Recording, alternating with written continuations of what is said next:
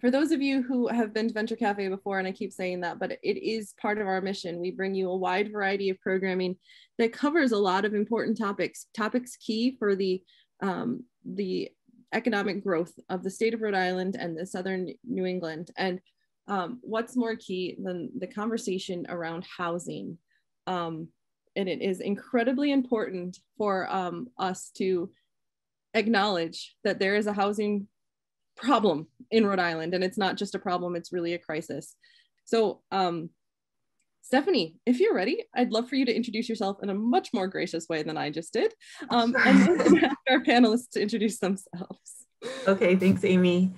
My name is Stephanie Zurek. I'm with Union Studio Architecture and Community Design. I'm an architect there. I've been there for 16 years. We do a lot of affordable housing throughout the state of Rhode Island. We do a lot of housing throughout the country, both market rate and neighborhood development as well. We do a lot of sort of light commercial work, public libraries. We have a wide range of work, and we're very interested in creating more sustainable communities. So I think that's what brought us here today. And I would love for Candace, Carla, and Kate to introduce themselves and talk a little bit about the organizations that they're with. So Candace, do you want to start? Thank you so much for having me today, everyone. Nice to see all of you. Again, my name is Candace Harper, and I am currently serving as the Deputy Director at the West Elmwood Housing Development Corporation. And for those of you who may be familiar or may not, I'll just share a little brief overview about West Elmwood. And West Elmwood is now in its 51st year. It was founded by residents and stakeholders who took action to address the issues of abandoned properties and vacant lots throughout the West End community. And so our mission at West Elmwood is to promote the development of healthy and sustainable communities. So the organization was founded in 1970, and we've been working with our residents and stakeholders from the beginning to meet the needs of the community and create and promote opportunities locally. I can say a whole bunch more, but that's the general overview. Thank you. Carla? Hi, yep, I'm Carla Destefano, and out of the same era, SWAP 46 years ago was founded by a group of neighborhood residents, not just in South Providence, though that's where we're located, and have spent a lot of our energy over the last 46 years. We started as a citywide organization. We continue to work citywide, but South Providence as a neighborhood is our focus in most of the work that we do. We also are working with neighborhood residents about affordable housing. It's a very hot topic these days. I like to say it doesn't look like anybody's going to put me out of a job, because affordable housing seems to be a hot topic all the time. It's in particular crisis now, but we've seen the ebbs and the flows, so we have plenty of work to do even now.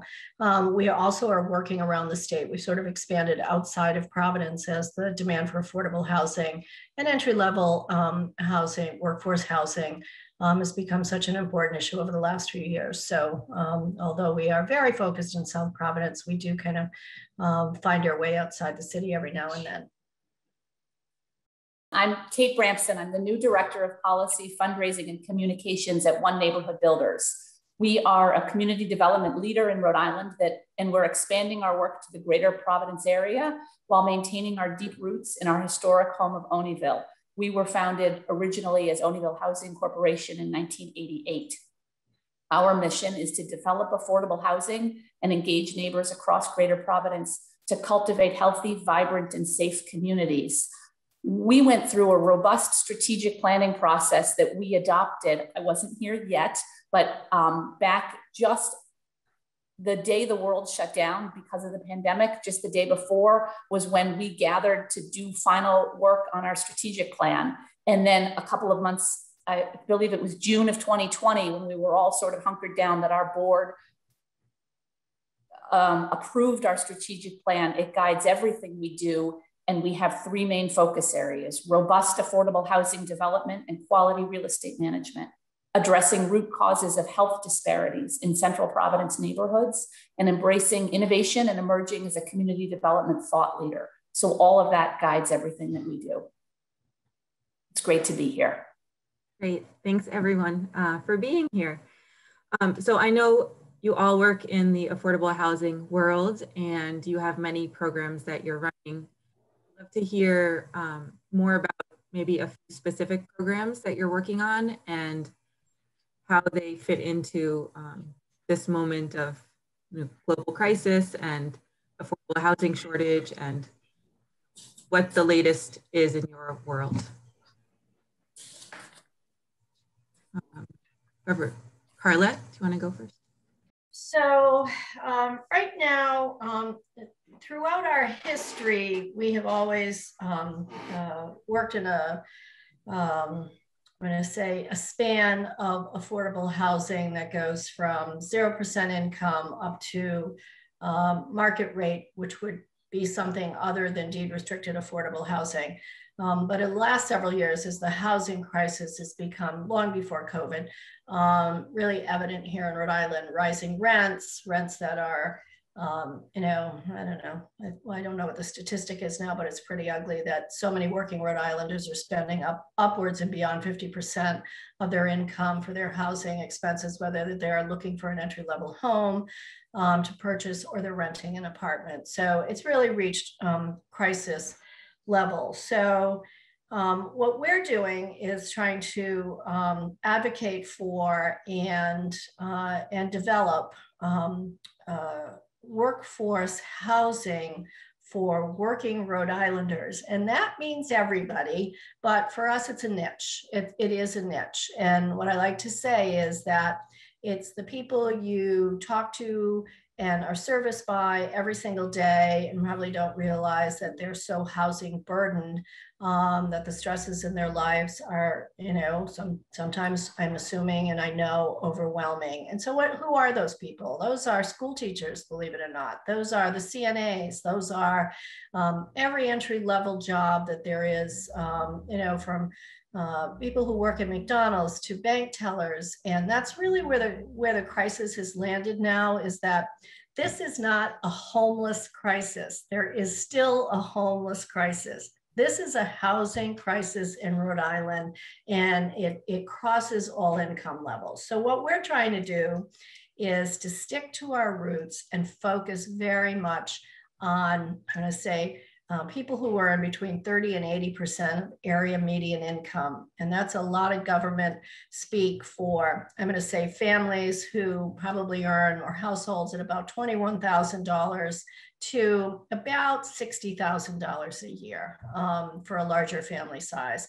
And I'll just give you an example because we're working on this a lot. So I like to put numbers. So I've been here for quite a while, and we've built a lot of homes in those single family and two family houses in South Providence in the last 20 years.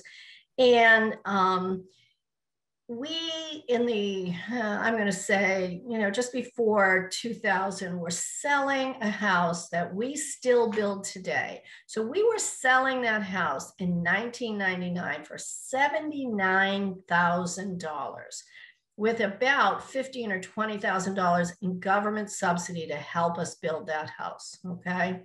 Today, the same house, and what I'm going to tell you is the only difference is, okay, and very few code changes, but, you know, now we had to put plugs in walls for giant screen televisions. That's about the only change, okay? It's the same design. That house now is costing us like $325,000 to build, okay? That's to build it. And we're selling it for, to this income bracket that I'm talking about, we're trying to sell them for $159,000 to $169,000. So if you do some quick math, that looks like, you know, we're losing $170,000 to $175,000 every time we sell a house.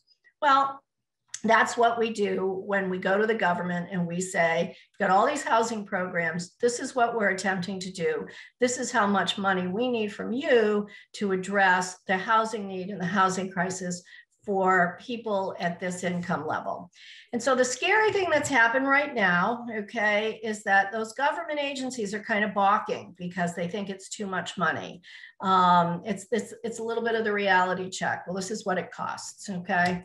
So that's the battle right now. That is the battle right now. Interest rates are low, so that's the good news, but costs are so high that the people who are not able to take advantage of this are the people that I talk about, who you face every day as you walk around and drive around Rhode Island, Massachusetts, Connecticut. It doesn't really matter where you are. It's a nationwide problem at this point, but it's particularly acute in Rhode Island. So we have rental housing that we're preserving. We have some new mixed use, commercial and rental residential along Broad Street. We've adopted the Broad Street corridor as a mixed use. We've had a lot of success on the commercial side and the rental side as well. And we're also looking again outside of Providence to try to build some larger developments as resources are available. So we're trying to stay to our core, which is to serve people who earn 30 to 80% of area median income, who are working or, you know, have a disability, whatever their income is. So it's at the lower end of the scale.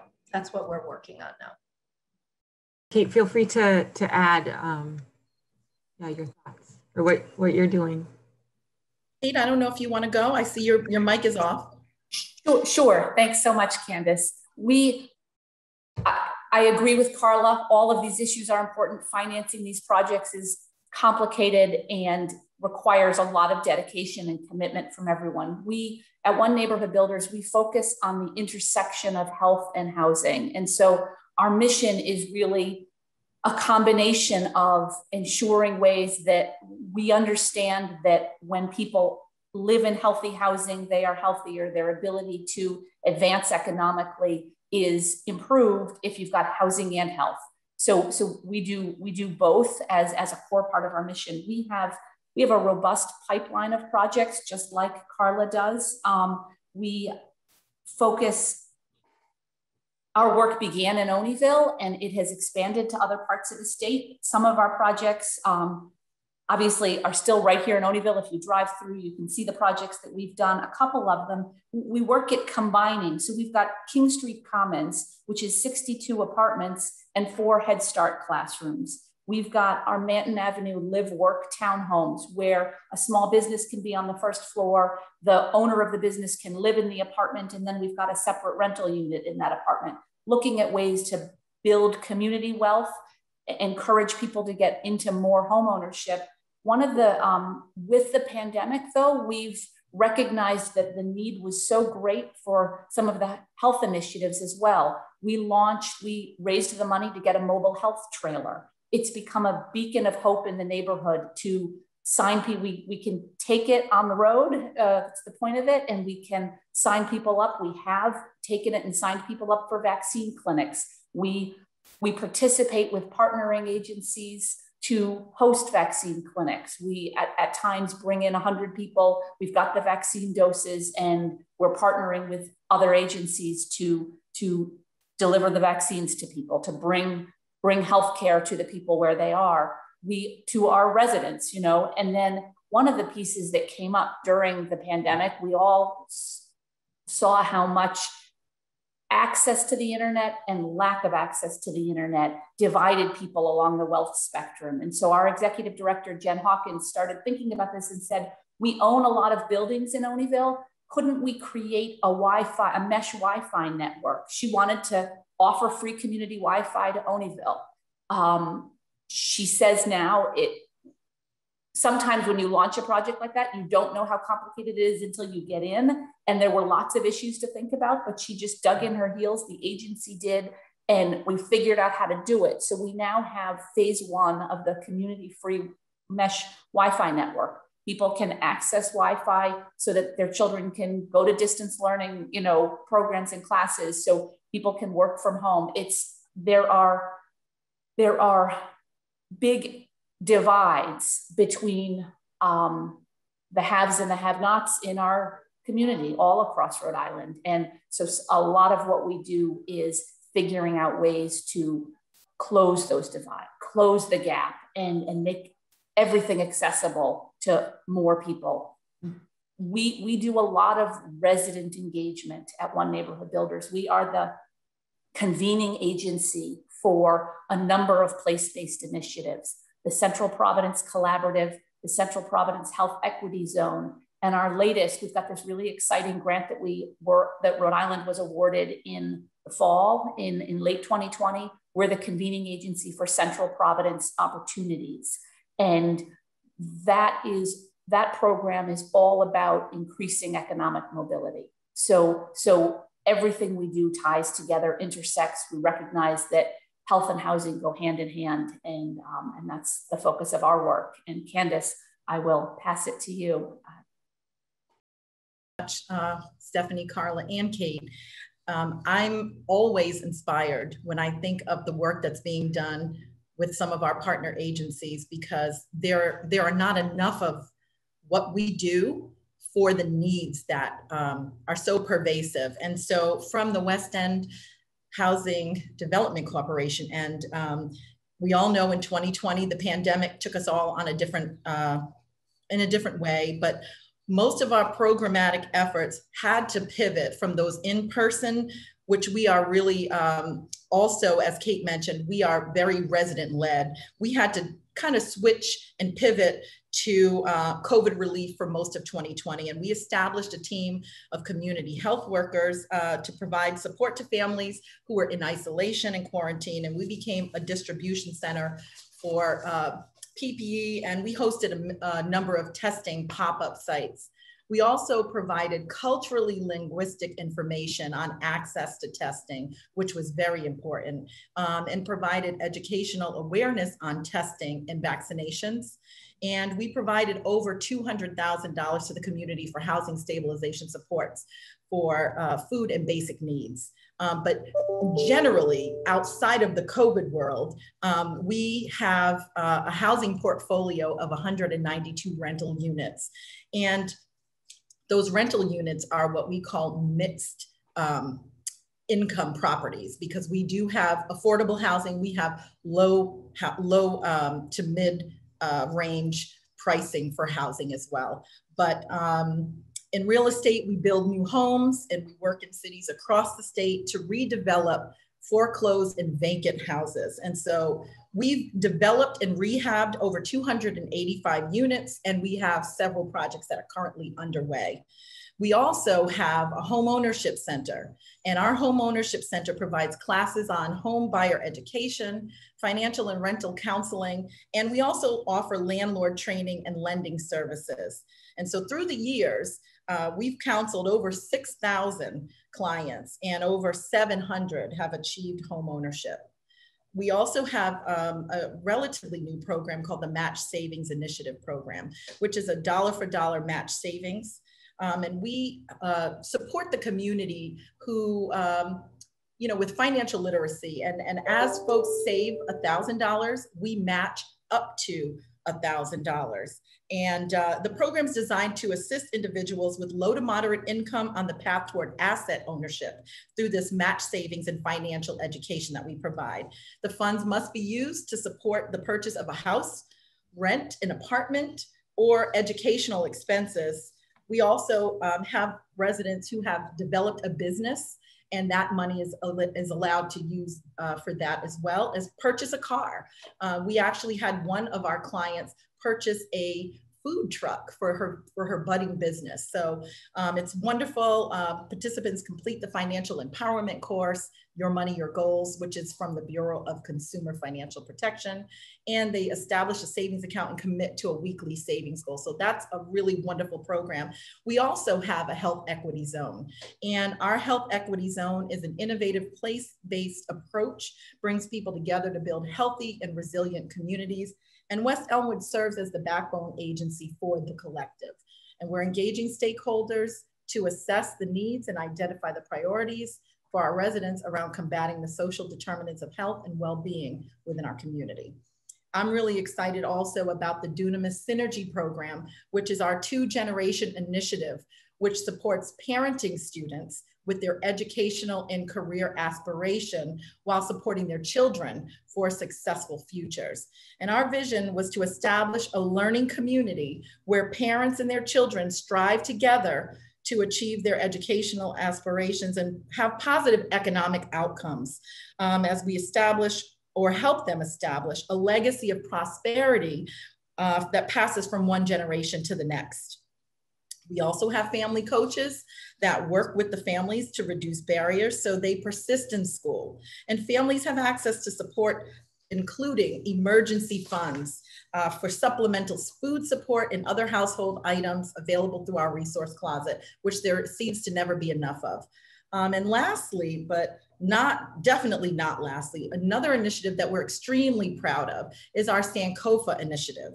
And the Sankofa initiative is a collaboration which was created in response to a call from our West End residents for fresh food that was nutritious, local, and culturally relevant. So Sankofa has been serving its mission through the community gardens and a community greenhouse. And this initiative provides for economic development opportunities for community growers and vendors through our Sankofa commercial kitchen and the Sankofa World Market, which is going to be starting up again in June. We also have a Sankofa WIC Center, and that provides nutrition and breastfeeding support.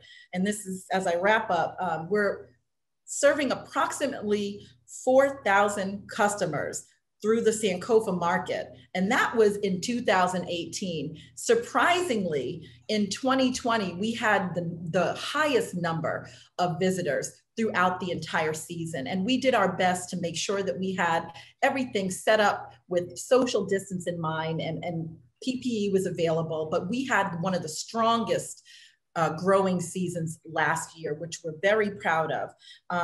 And so in regards to the WIC Center, the final thing I wanted to share is that our nutrition, education, and breastfeeding support program has served over 322 mothers and their babies within the last year. So, you know, we have a collective approach to everything we do, but I just want to punctuate that the resident voice is probably the most important piece, because all of these things that I shared were the response to our residents for what they needed in the 02907 community. And we're grateful to have been able to take some of these things outside of the West End community. That's wonderful. It's so inspiring to hear about all of the programs that all of you are running with your communities. I think one large question is always, you know, that comes up is about gentrification. And I think when programs are coming directly from the residents, there's a much, you know, less chance of accusations of gentrification because you're helping direct needs of the community. As we all know, the gap in haves and have-nots is so great, largely due to the gap in intergenerational wealth and equity building. And so I'm curious to hear about your decisions to develop rental versus home ownership and what goes into that decision-making process. I'll start since I started. I think there's a need for both. That's an obvious statement, but again, one of the struggles with rental housing, not just in the urban environment, but statewide, is that it costs an awful lot to develop or renovate, doesn't make any difference. And so the program dollars that are available to help develop rental housing, there's a huge demand for rental housing. I mean, I probably,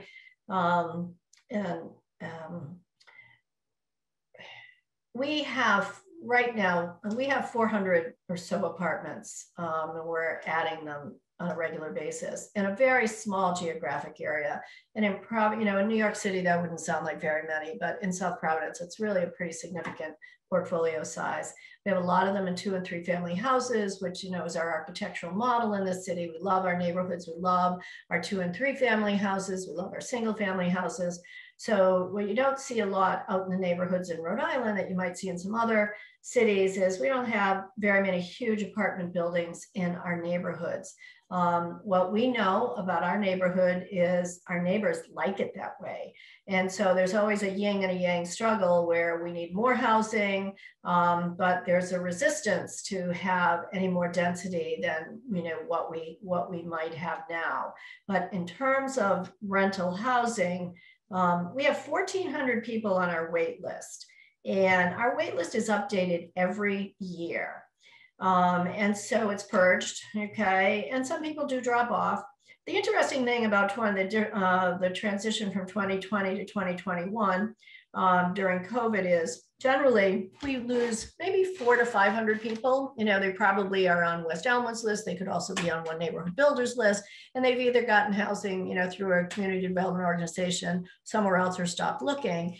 And generally we lose, that many people, and then they come back on. We have, 1,500 visitors to our office every year looking for some sort of housing help.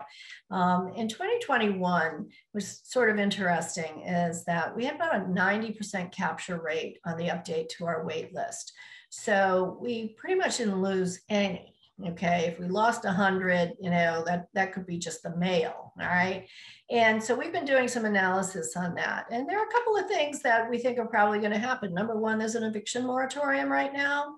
And even though there's a lot of rental assistance money out there, people are fearing that they might be evicted. So they're looking around for another place to live.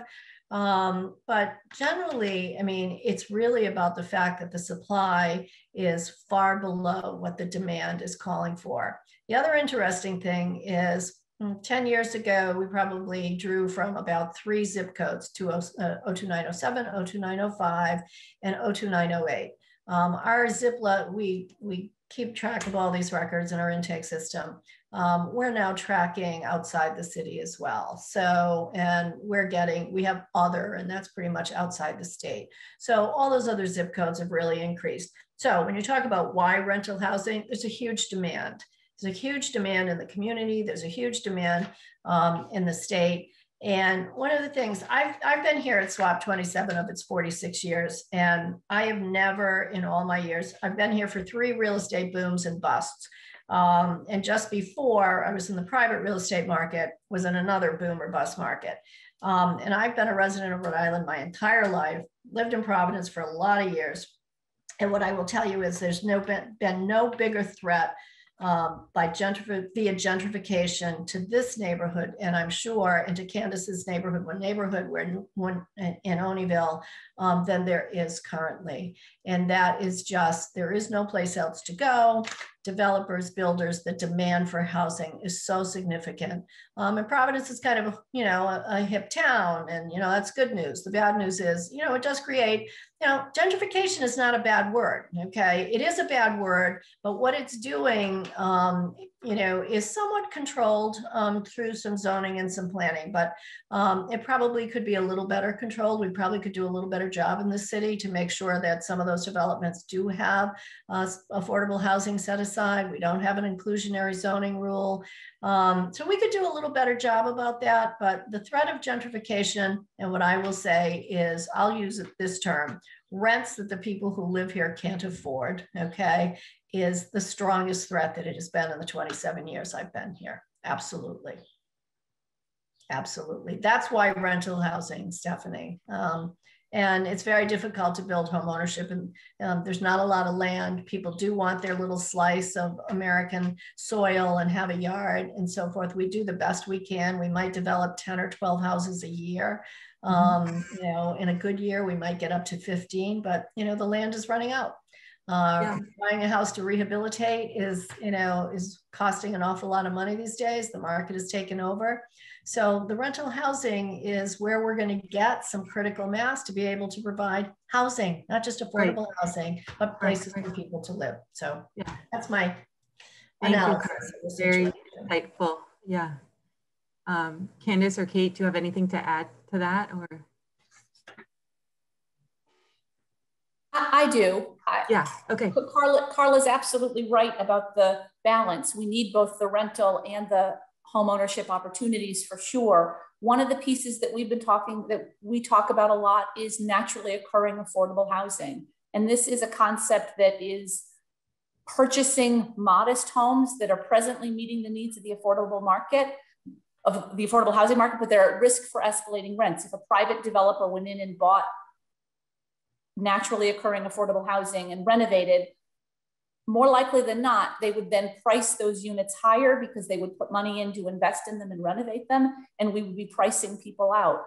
We, and I think all of us agree on this session, that we're trying to ensure that the people who live here can continue to live here. So the idea of developing and renovating naturally occurring affordable housing is a crucial piece of the puzzle, and it often ends up becoming rental units. We purchased 2 buildings in East Providence most recently, which will allow us to renovate 36 units there. And I'm going to give you a little bit of the numbers. So Carla talked about building new and how expensive it is. To renovate these units that are currently affordable, the cost per unit for purchase and rehab is $162,298, less than what Carla was talking about to build a new house. So what we do is we come up with a complicated financing mechanism. You know, we have funding from different entities, including Rhode Island Housing, and the money that Rhode Island Housing has committed to this project allows these units to become deed restricted for decades. And so it's a lesser price to renovate them than it would be to build new. We have a lot of housing stock in Rhode Island. We look at how can we do more of this, because we have housing stock that doesn't meet code. What if we bring the housing stock that we have up to code? It is much more complicated to build new. And so that, I think, gets at a little bit of the also rental versus home ownership. Some of the newer single family lot projects are probably going to end up being home ownership projects. We've done some tiny homes. We've got our Sheridan Small Homes project that they're selling for much less than, you know, a much larger house on a 5-acre lot in a rural area. They're here in Oneyville. They're smaller. They're more affordable. And yet NOAA is another option, this naturally occurring affordable housing.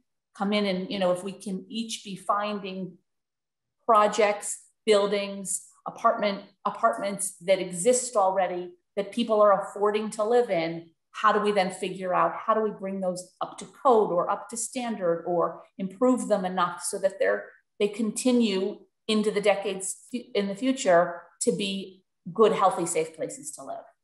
Right. And I think the importance of healthy and safe places shouldn't be minimized, because we have so much housing stock throughout Providence that is old and maybe full of lead paint, not accessible for seniors. So just capitalizing on that asset that we have is, you know, really important. Candace, do you have anything you'd like to add? Just very briefly, because I really think what Carla and Kate shared is really, it needs to just be punctuated with the fact that what we're doing, as what they're sharing the need is that we're providing that education around what it means to be financially stable, and also what it means to be a good renter, so that you can be prepared for home ownership. And so while these projects are hard to come by and are in the process of being developed, which sometimes takes time, families are still living and learning and growing in the middle of it. And so, you know, what we try to do here in our home ownership center is, in the midst of all of this development that's going on around us, is to equipping the community with the tools that they need to be able to be in a place to provide that generational wealth and acquire those assets of home ownership when the time becomes, you know, available and right for them. But, you know, again, I'm completely overwhelmed and inspired by the work that SWAP and One Neighborhood Builders does alongside of what we're doing as well. Yeah, I would like, if I could just, as Candace is talking, one of the things that is, it's not a challenge, it's really a benefit.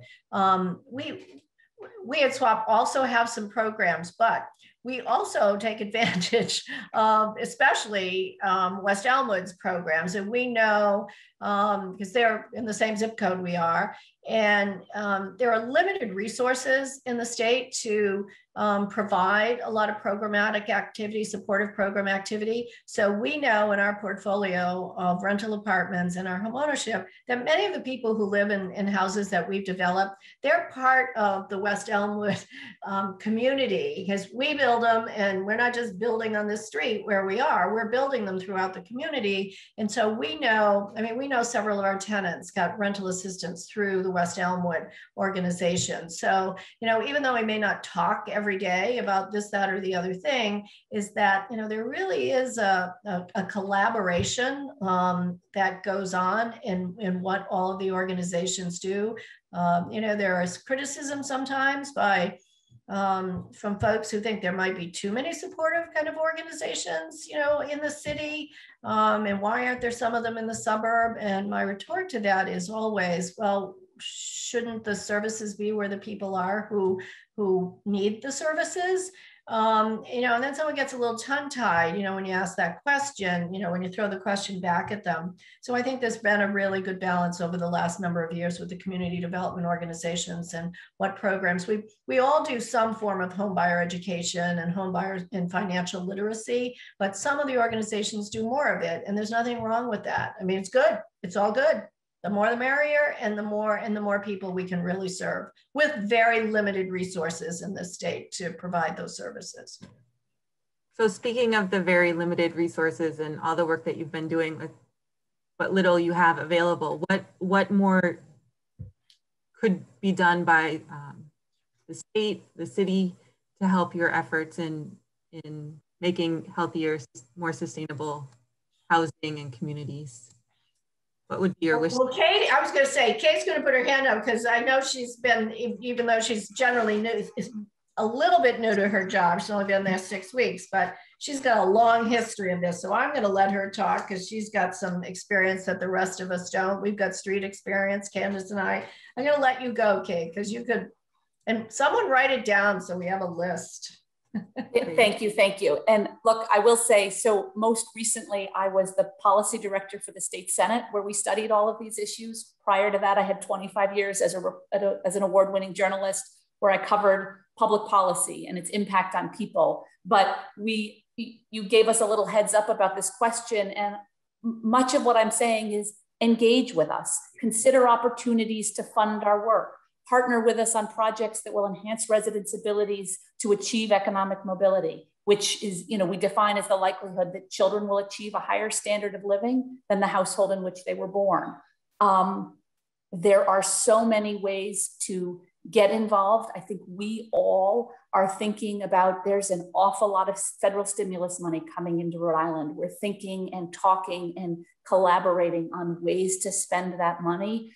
We have an opportunity at this moment in Rhode Island to invest in work that we haven't had that kind of money available to invest in for years. Often there's a mindset here in Rhode Island of, well, we can't invest because we don't have the money, because our state budget is, you know, complicated and we've got a deficit and we need to close it. But now is the time to invest. If we want a future that looks better than, and everybody I think would agree that we're not trying to go back to what we had before the pandemic. The pandemic has opened up so many inequities. Now is the time to invest, engage with us, figure out ways that we can direct money that is coming into Rhode Island toward these initiatives. Because if we can't figure out how to close the gaps and how to close the inequities that exist in our society, we're destined to continue. I covered the economy in Rhode Island for 8 years for the Providence Journal. We have been the first in and the last out of recessions time and time again. We have to do things differently. We can't argue and bicker and figure out that we can't move forward because we can't find agreement. Finding consensus is huge. We know that at One Neighborhood Builders, being the convener, you know, it's important to hear everybody's voices. It's important to then take those voices and figure out what's the best we can do moving forward. and the time to act is now. Since you're an architect, I did a little thinking on this, we've done it on a very small scale. I should start this by saying one of the issues that we fight all the time, whether it's in South Providence, whether it's in, Oneyville, it's in West Elmwood, doesn't matter. People get a little nervous in Rhode Island if you talk about building a house with any more than 3 units in it on a piece of land, okay?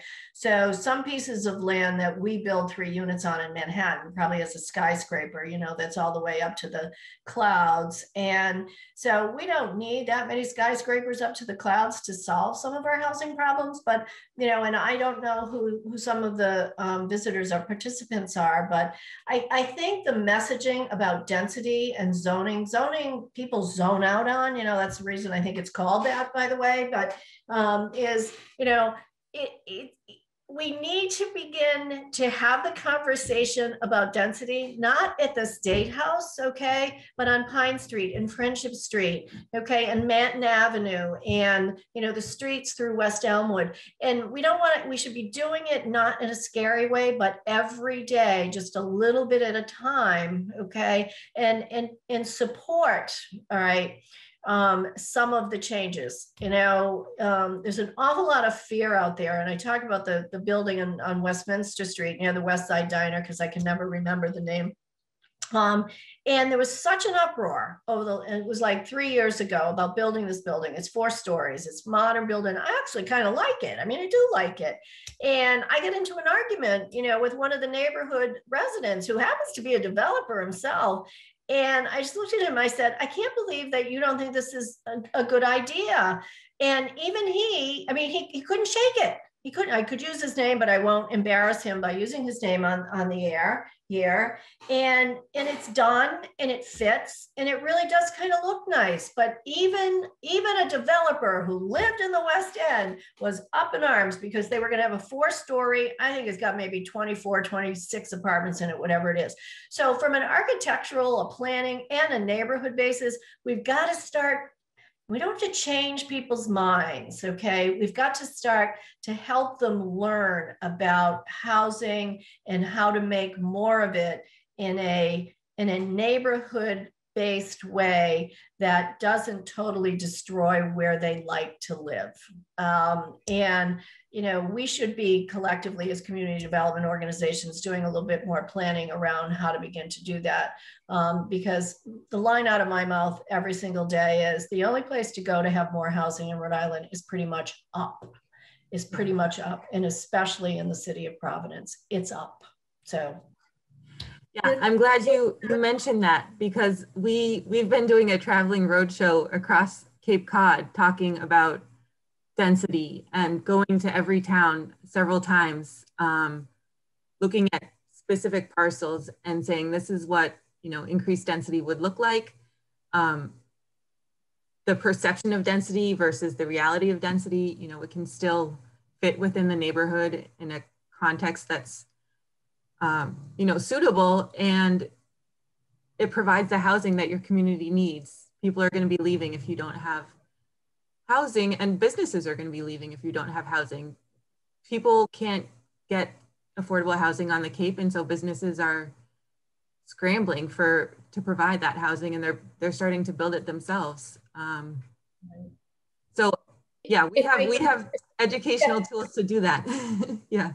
Stephanie, if I could jump in, we're getting going here. As we were prepping for this call, we were talking about all these issues. Yeah. We have a fear in this state about building more housing because we're afraid that more children will arrive and that we'll have to pay to educate them. And if we don't have growing communities with younger people living in them, we are destined to be a state that has an aging demographic, and then we're going to have to figure out how do we care for everybody who is elderly and there's nobody left to take care of them. We have to be able to get beyond the fear that housing means children. Housing can mean children and families, but let's look at the economic value they bring. Community gross domestic product goes up when you have young families there. They're buying hockey equipment and soccer equipment, and they're eating at restaurants, and they're paying for gymnastics classes. All of that helps build a community's vibrancy, and we need that. And there's too much fear at the local level in Rhode Island to just push back and say, we aren't letting, I was covering communities 20 years ago here. The same conversation happens now. They say, we can't allow any more housing. We can't afford to educate the children. Why? Right. Why? We need families. We need youth. We need energy. We need economic vitality. And Kate, I have to say one thing to that, because that is so important.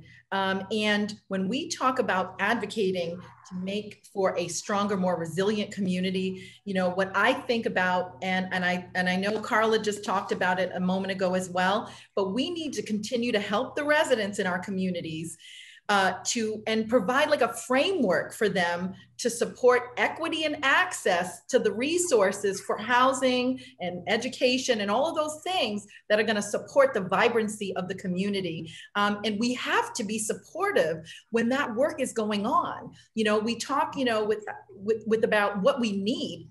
We need support from the state in making resources available. And, you know, because we all have, you know, blueprints for how this can be successful. But we need resources to do it. So again, I really support the inner workings of a community that is able to stand up for themselves, say, this is what we need, this is how we can do it, and just supporting folks as they want to have a vibrant community for themselves. Yeah. Infrastructure is right, Tony. That's right. That's right. So I think next week, next session, you're having state and local officials on, so maybe we'll be back with a chorus. That's the goal, yes. Of a wish list, yeah. It's not just about money. I mean, yeah, right. Talking about it's not just about money. It really is about, you know, Kate touched on it. The way we finance our public school systems in Rhode Island and the school funding formula. You know, it's got to, nobody wants to even talk about that. I mean, forget about doing anything about it. Nobody even wants to suggest, but, you know, town after town that we have been in, Kate's right. You know, nobody wants kids. They think that, you know, they're going to fill their schools up and it's going to cost them a whole lot more money, even though data kind of really doesn't prove that to be the case.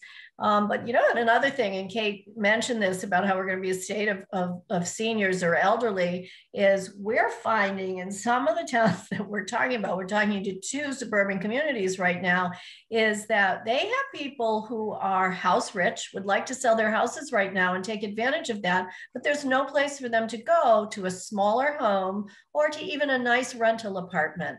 So, you know, they might pack up and go to Florida, and then we're going to be, you know, we're not going to have anybody. But anyway, so it's at all levels. It's at all levels. And there's not enough time left. But then if you get into special populations like the developmental community, we could be here for 3 weeks anyway. So yeah, we need housing for everybody. We do. At every price point. Yeah. Now the time we open it up to questions. I was just going to say, I think that's, I mean, can anybody follow that? Does anybody have a question for Candace, Kate, Carla, or Stephanie here in the audience? Or any comments you'd like to make, any suggestions for future ideas, please unmute yourself, join the conversation. Your point, Carla, an idea, because my brain is like, I say kernels of corn and hot oil all the time, pop, pop, pop, pop. So when you just said that about like a couple that maybe, you know, has too much house, how can we incentivize them? Just another idea would be how to incentivize to let them stay in their house, but make their house multifunctional. It's just I think, well, the 2 cases that I'm talking about, I mean, the houses were too big. I mean, that really, these 2 specific cases, the houses are very big and they just don't want the responsibility anymore. Okay. So that's a different circumstance. And what you're asking is something that I sit on the Housing Trust in Barrington, And that is a subject that we talk about often. And there's some discussion about how to do exactly that, some aging in place and putting some funds aside for modifications to allow that to happen. So, that is an approach. And I think it's probably done on a community basis. Even in the city of Providence, they do have some funds. They don't have a lot of funds to do that, so they're not, publicly announcing it. But for example, if a senior called the City of Providence Planning Department now, someone would take that call, and there probably is a program where there would be some money for that. So that's absolutely one of the approaches that there, that should be, I'm going to say there should be resources to allow that to happen for sure. It happens in all ways, yeah. Also, the ability to have accessory dwellings makes a difference. Rhode Island Housing talked to us in the state Senate a couple of years ago.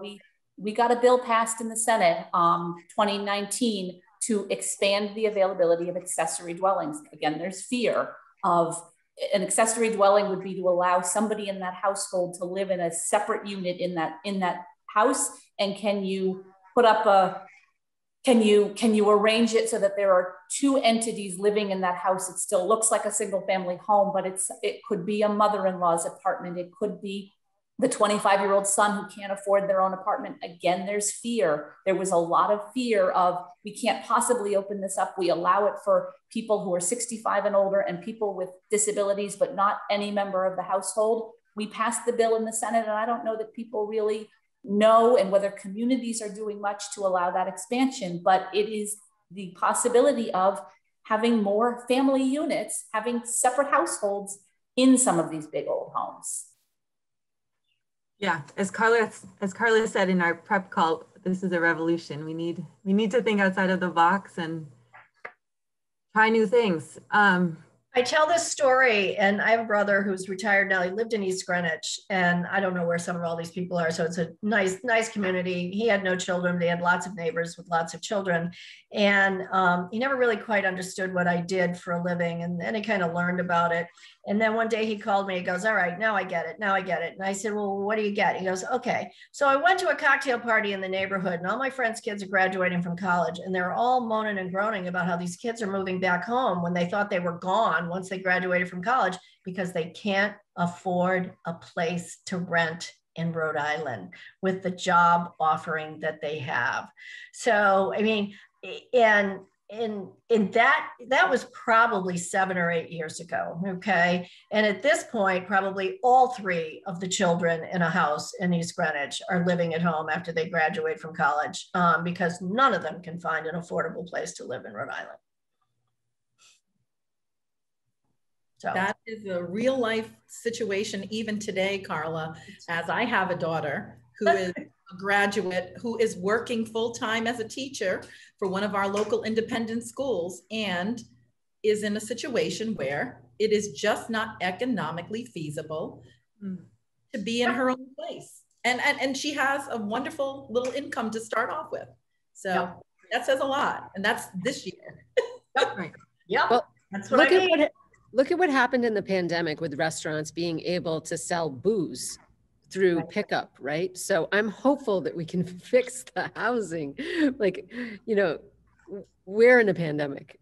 The housing. I'm hoping they don't roll back that drive-through liquor, have a cocktail. That was kind of fun. I did it a few times. It was great. And nothing bad happened. So why no, can't my husband just barked at me that I couldn't sip it in the car. I had to wait till I got it home. No road sodas for you, Carla. Yeah, road sodas for me. I have one more question because I could talk to you for all day long, every day. My mother's family in Massachusetts ran the town farm in Oxford, Mass. Okay. And it's something that most of us don't even know what that means. But I would love to see, especially because you're an architect, Stephanie, and that's kind of similar but different. In this case, my mother's grandparents and her father, they farmed, they hunted, they had the kitchen garden and the big gardens, and they took care of people in the house, big old New England house, right? And the people under their care, when they could, they assisted in maintaining that. I would love to see something like that as well. That's kind of one of my life dreams. So, the 21st century version of that. And I just can't stress enough how important community is, right, Jim Van?